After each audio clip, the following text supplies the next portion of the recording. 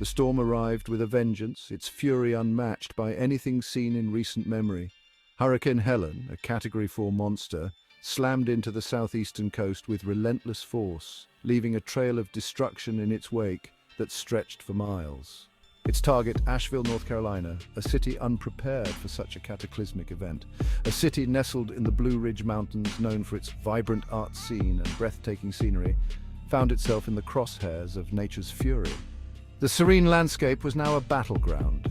The French Broad River, usually a gentle giant, transformed into a raging torrent, its waters breaching banks and flooding streets.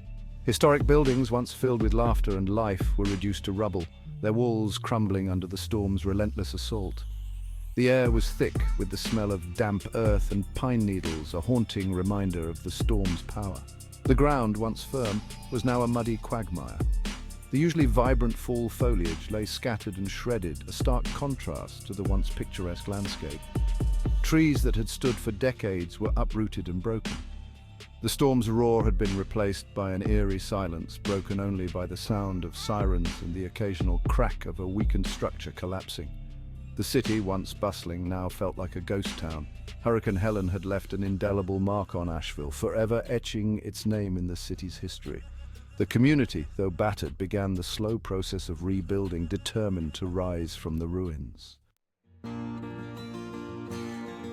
Asheville, before Helen's wrath, was a haven for artists, musicians, and nature enthusiasts. Nestled in the heart of the Blue Ridge Mountains, this charming city was a sanctuary for those seeking inspiration and tranquility. The city thrived on its eclectic mix of Art Deco architecture, craft breweries, and a thriving music scene rooted in bluegrass and folk.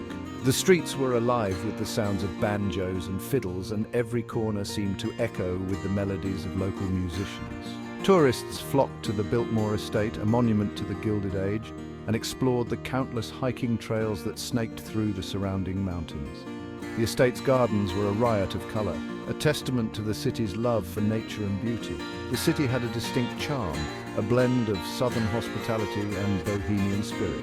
Festivals and street fairs were common, bringing together people from all walks of life to celebrate art, music, and community. Local businesses thrived, their storefronts adorned with hand-painted signs and overflowing with unique crafts. Each shop was a treasure trove of handmade items, reflecting the creativity and passion of the local artisans. The aroma of freshly brewed coffee and local craft beer wafted through the air, inviting visitors and locals alike to linger and savor the city's ambience. Cozy coffee shops and bustling breweries were the heartbeats of Asheville, where stories were shared over steaming cups and frothy pints. Asheville was a place where time seemed to slow down, a place to escape the hustle and bustle of city life and reconnect with nature and creativity. Parks and outdoor spaces provided a serene backdrop for artists to work and for everyone to find a moment of peace and inspiration.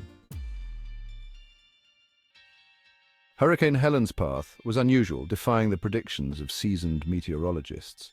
The storm's erratic behavior left experts scrambling to update forecasts and issue timely warnings to the affected regions. The storm had veered sharply inland, maintaining its intensity as it barreled toward the mountains. This unexpected turn caught many off guard, as hurricanes typically lose strength over land. The mountainous terrain, which usually protected Asheville from the brunt of coastal storms, became a funnel, amplifying Helen's destructive power. The wind funneled through the passes, increasing in speed and ferocity, causing unprecedented damage.